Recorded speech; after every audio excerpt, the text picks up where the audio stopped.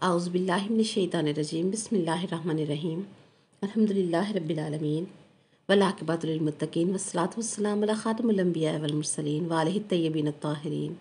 السلام علیکم ورحمۃ اللہ وبرکاتہ۔ جی جناب، کیسے ہیں خوشبو قرآن کے تمام ساتھی؟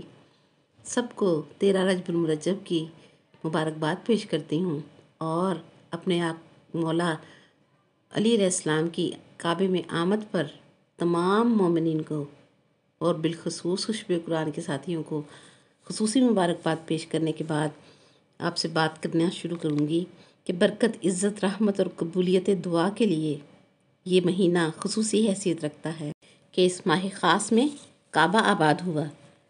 یہ وہ عید ہے کہ جس عید سے نہ عید الفطر مقابلہ کر سکتی ہے اور نہ عید الاضحیٰ مقابلہ کر سکتی ہے، کہ یہ دونوں عیدیں حلالی اور حرامی دونوں مناتے ہیں، حرامی بھی بنا لیتے ہیں، لیکن 13 رجب کا جشن خوشی اور عید خالص حلالی مناتا ہے۔ اس نمازی کو نمازوں کا کوئی فائدہ نہیں ہے جو کعبے کا جشن نہ منا سکے، جو مولا علی کی آمد کا جشن نہ منا سکے۔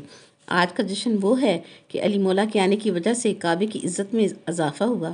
یہ وہ خوشی ہے، یہ وہ عید ہے جو مصطفیٰ کریم صلی اللہ علیہ وآلہ وسلم کا جشن ہے، ابو طالب حضرت عمران علیہ السلام کا جشن ہے اور خود خانہ یزدان کا جشن ہے، قرآن کا جشن ہے اور الرحمن کا جشن ہے۔ یہ کعبہ میں علی مولا نہ آئے تھے تو کعبہ سجدے کے لائق نہ ہوا۔ اب آپ کے اور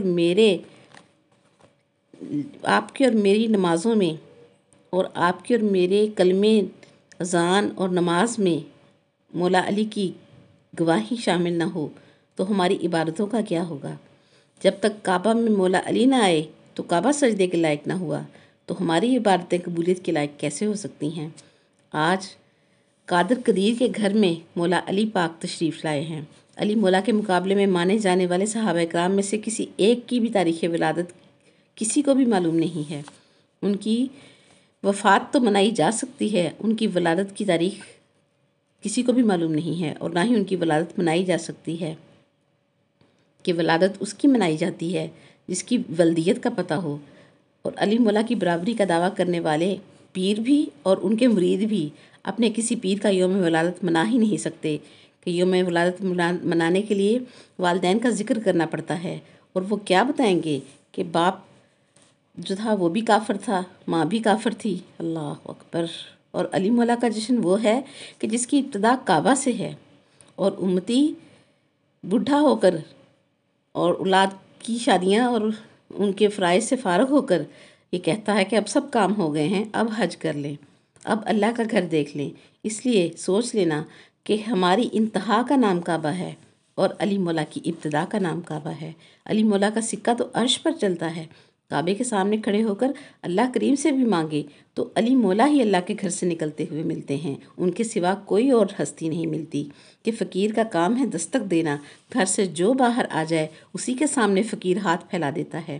یا تو اللہ کے گھر سے علی شہنشاہ کے علاوہ کسی اور کو آتا ہوا دکھاؤ، ورنہ سمجھ لو کہ یا علی مدد کہنا شرک نہیں ہے۔ عربوں کی عرب پتی حکومت کعبہ کی دیوار میں آنے والی دڑار کو، جو علی مولا کی والدہ کو راستہ دینے کے لیے کھلی تھی، اربوں ریال لگا کر بھی اس نشان کو مٹانے کی کوشش کرتی ہے، مگر کوشش کے باوجود اس نشان حیدر کو نہیں مٹا سکتی۔ اور حج پر سعودی حکومت کی مجبوری ہوتی ہے کہ حاجیوں کے ہاتھوں میں کینچی ہوتی ہے اور غلاف کعبہ کا وہ ٹکڑا کاٹ لیتے ہیں، اس لیے وہ غلاف کعبہ کو اوپر اٹھا دیتے ہیں، اور پردہ اٹھ جائے تو دراڑ اور مزید واضح ہو جاتی ہے۔ یاد رکھیں، خالی گلاس کتنا بھی مہنگا ہو اس کی عزت نہیں ہوتی، لیکن عزت تب بنتی ہے جب اس میں پانی آ جائے یا دودھ آ جائے۔ معلوم ہوا باہر والے کی عزت ہوتی ہے اندر والے کی وجہ سے۔ اب پتہ کریں کہ جو کعبے کی اتنی عزت ہے اس کے اندر کون آیا ہے، تو میرے مولا علی کے سوا کوئی بھی نظر نہ آئے گا۔ سادہ کپڑا کوئی نہیں چومتا، قرآن کے غلاف کو ہر کوئی چوم لیتا ہے، کہ اندر قرآن آ جاتا ہے اس کپڑے کے، قرآن کی وجہ سے کپڑا چوما جاتا ہے۔ معلوم ہوا باہر والا چوما جاتا ہے اندر والے کی وجہ سے۔ اور رجب کا مہینہ ہے، دل کی آنکھیں کھولیں، غور کریں اور خود فیصلہ کریں کہ کعبے کے اندر کون آیا کہ یہ چومنے کے لائق ہو گیا۔ دیوار کعبہ نے پھٹ کر علی مولا کی والدہ کا استقبال کیا۔ 13 رجب کو کعبے کی دیوار سنسر گیٹ کی طرح خود بخود کھل گئی۔ اب حقیقت سمجھ میں آ جاتی ہے کہ دیواروں کے بھی کان ہوتے ہیں۔ علی مولا کی والدہ کے قدموں کی آہٹ سن کر دیوار کعبہ پہلے کھلی، پھول بنی اور پھر کلی بن کر بند ہو گئی۔ 13 رجب کو علی مولا کعبہ میں آئے۔ 16 رجب کو علی مولا کو لینے کے لیے وہ نبی آیا جس کے پاس قرآن خود آتا تھا۔ کبھی قرآن خود لینے وہ نہیں گئے تھے، وہ نبی علی مولا کو لینے کے لیے آئے جو کبھی قرآن لینے نہ گئے تھے۔ باقی جو نبی کتاب لیتے رہے خود لینے گئے۔ موسیٰ علیہ السلام طور پر کتاب لینے گئے۔ عیسیٰ علیہ السلام اپنی ماں کی سفارش سے ان کو کتاب ملی۔ داؤد علیہ السلام جنگلوں میں پھرتے رہے کتاب لینے کے لیے، اور قرآن کی باری آئی تو اللہ کریم نے فرمایا، اے میرے حبیب صلی اللہ علیہ وسلم، وہ نبی تجھ سے عزت میں چھوٹے تھے اور کتابیں بڑی تھیں، لیکن تیری عزت قرآن سے زیادہ ہے، تو آگے آگے چل، تیرا قرآن تیرا نوکر جبرائیل علیہ السلام تیرے پیچھے پیچھے لائے گا۔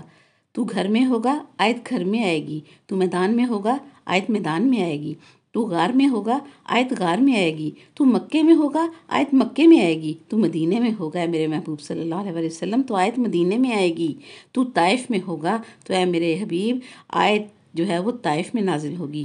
لیکن جب 13 رجب کو کعبہ میں ابو طالب علیہ السلام کا بیٹا علی مولا علیہ السلام آئے تو آواز قدرت آئی، اے میرے محبوب صلی اللہ علیہ وسلم، محمد احمد محمود صلی اللہ علیہ وسلم، یہ قرآن نہیں علی ہے، خود لینے جاؤ۔ کیا کہنے یا علی آپ کی عظمت کے کہ آپ کعبے میں کیا آئے، شمع نبوت خود پیچھے پیچھے آئی آپ کو لینے کے لیے، پہلے امام کو پروٹوکول دینے کے لیے آخری نبی تشریف لا رہے تھے، سبحان اللہ، اور رحل نبوت صلی اللہ علیہ وسلم پر قرآن امامت آ گیا۔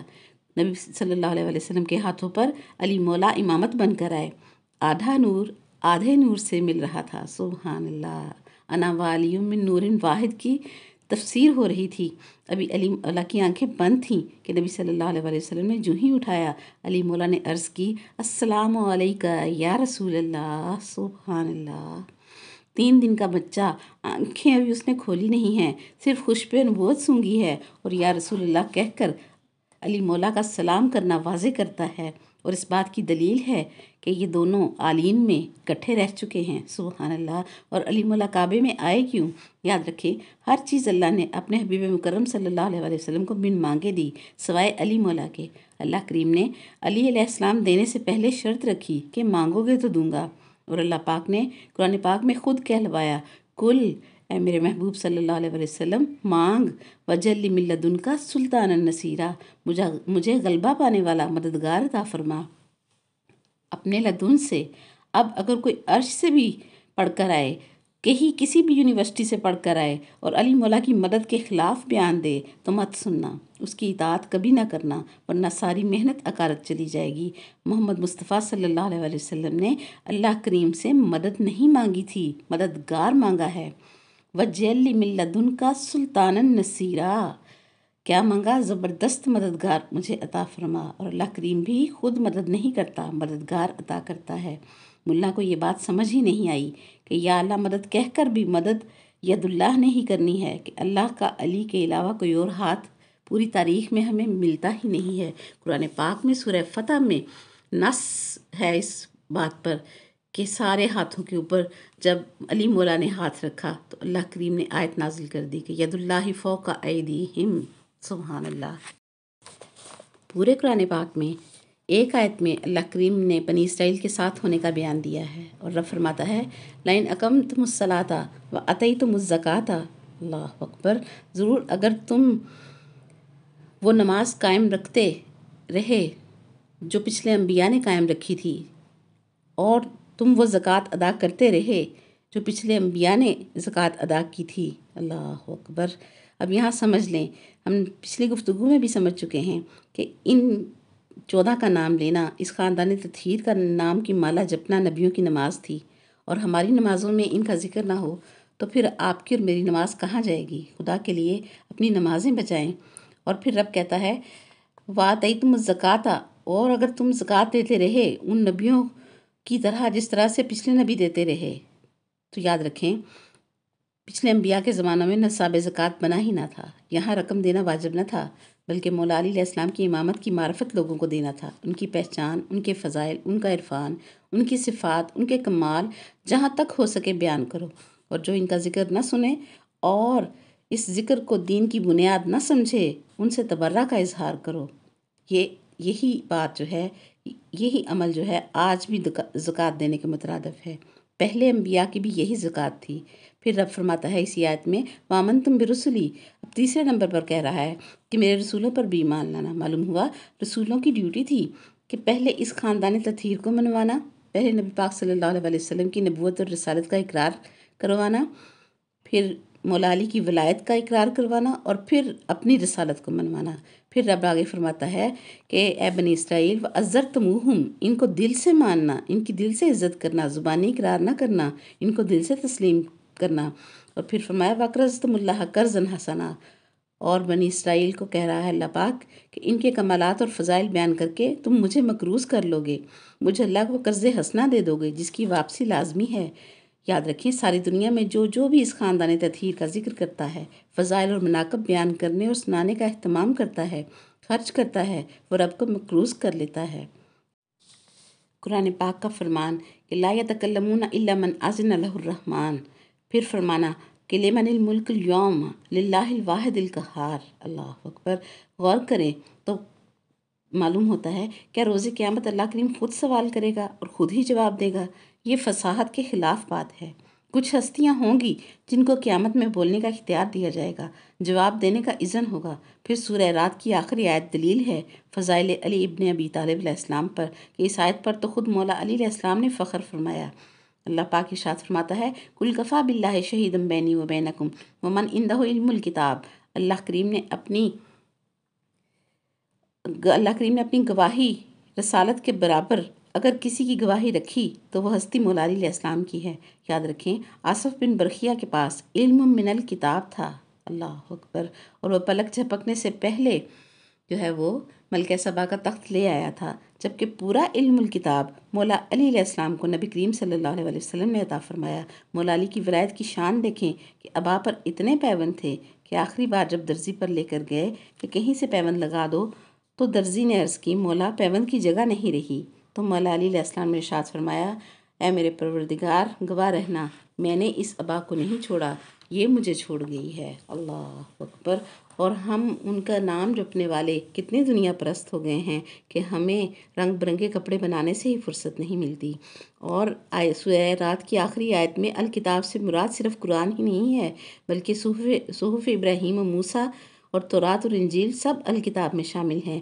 اسی لیے مولا علی نے فرمایا تھا کہ اگر مجھے فیصلہ کرنے والی مسند پر بٹھایا جائے تو میں تورات والوں کا فیصلہ تورات کے مطابق کروں گا اور انجیل و زبور والوں کا فیصلہ انجیل و زبور کے مطابق کروں گا، حتیٰ کہ قرآن والوں کا فیصلہ قرآن کے مطابق کروں گا۔ اور ہر کتاب پکار کر کہے گی کہ علی نے جو فیصلہ کیا ہے وہ درست ہے، مجھ تورات کا فیصلہ ہے، مجھ انجیل اور زبور کا فیصلہ ہے اور مجھ قرآن کا فیصلہ ہے۔ اور قرآن پاک نے وسیلہ کا بھی پیغام دیا ہے کہ وسیلہ تلاش کرو، وابتغوا الیہ الوسیلہ فرمایا ہے، وجعلوا نہیں فرمایا گیا۔ اللہ اکبر۔ وابتغوا میں انسانی طلب ہے، انسانی تڑپ ہے، انسانی محبت کا اظہار ہے۔ اللہ کے بنائے ہوئے چنے ہوئے کو تلاش کرنے کا حکم ہے، خود بنانے کا حکم نہیں ہے، خود بنانے کا کہا بھی نہیں گیا۔ اسی لیے اللہ کریم تک پہنچنے کے لیے ان ہستیوں کو وسیلہ قرار دیا گیا ہے۔ اور میرے مولا علی کا مقدر دیکھیں کہ میرے شہنشاہ کعبے میں آئے، ان کی والدہ گھر سے نکل کر کعبے میں آئی اور دیوار کعبہ نے پھٹ کر استقبال کرتے ہوئے راستہ دیا۔ یہ میرے مولا علی کا مقدر ہے کہ ماں کعبے کے اندر چلی گئی اور دیوار کعبہ پہلے کھلی اور پھر بند ہوئی، 3 دن تک چابی لگانے کے باوجود تالا نہ کھلا۔ یہ بھی میرے مولا علی کا مقدر کہ 3 دن بعد رسالت کی شمع اپنے پروانے کے پیچھے چلتی ہوئی کعبہ میں آئی۔ سبحان اللہ، یہ بھی میرے مولا علی کا مقدر۔ اور پہلی سواری نبوت کے ہاتھ بنے، اللہ اکبر، یہ بھی مولا علی کا مقدر۔ پہلا دیدار چہرہ مصطفیٰ کریم صلی اللہ علیہ وسلم جو ہے وہ ملا، یہ بھی مولا علی کا مقدر۔ پہلی غذا گھٹی کے طور پر رسول اللہ صلی اللہ علیہ وسلم کی زبان چوسی، یہ بھی میرے شہنشاہ مولا علی کا مقدر ہے۔ مولا علی بوقت پیدائش روئے نہیں۔ والدہ نے نبی صلی اللہ علیہ وسلم سے عرض کی کہ یہ رویا کیوں نہیں، اور اس نے 3 دن سے آنکھیں بھی نہیں کھولی اور کچھ کھایا پیا بھی نہیں، تو عرض کی اس کعبے میں بت تھے اے ماں، میں آنکھیں کھولتا تو پہلی نظر بتوں پر پڑ جاتی، اور میں رویا اس لیے نہیں کہ ماں اکیلی تھی۔ اکیلے بندے کے پاس رو کر اسے پریشان نہیں کرنا چاہیے، اور کھایا پیا میں نے اس لیے نہیں کہ میں کائنات میں محمد رسول اللہ صلی اللہ علیہ وسلم کی رسالت کی گواہی بن کر آیا ہوں کہ قرآن نے مہر لگائی ہے، قل کفیٰ باللہ شہیدا بینی و بینکم ومن عندہ علم الکتاب۔ گواہیاں میں رسول پاک صلی اللہ علیہ وسلم کی دوں گا تو گھٹی بھی میں انہی سے لوں گا کہ گواہ کا خرچہ مدعی کے ذمہ ہوتا ہے۔ سبحان اللہ۔ اور زبان رسالت مآب صلی اللہ علیہ وسلم افق نبوت سے طلوع ہوئی اور دین امامت میں غروب ہو گئی، اور علی علیہ السلام نے ماں سے کہا، گواہ رہنا ماں، محمد صلی اللہ علیہ وسلم نے مجھے زبان دے دی ہے۔ وہ نبی جو خود قرآن لینے نہ گیا مگر کل قرآن کو لینے گیا، کل ایمان کو لینے کے لیے گیا، وارث قرآن کو لینے کے لیے حکم خدا بندی سے خود میرا نبی گیا، یہ بھی میرے مولا علی کا مقدر ہے۔ اللہ کریم نے اپنا نام علی جو ہے وہ مولا علی کو عطا فرمایا، خود عرشی علی رہا اور ان کو فرشی علی بنا دیا۔ سبحان اللہ، یہ بھی مولا علی کا نصیب۔ قرآن کے نزول سے پہلے قرآن سنایا، یہ بھی مولا علی کا نصیب۔ جھولے میں اژدھے کو چیر کر رکھ دیا اور حیدر لقب پایا، یہ بھی مولا علی کا مقدر اور نصیب۔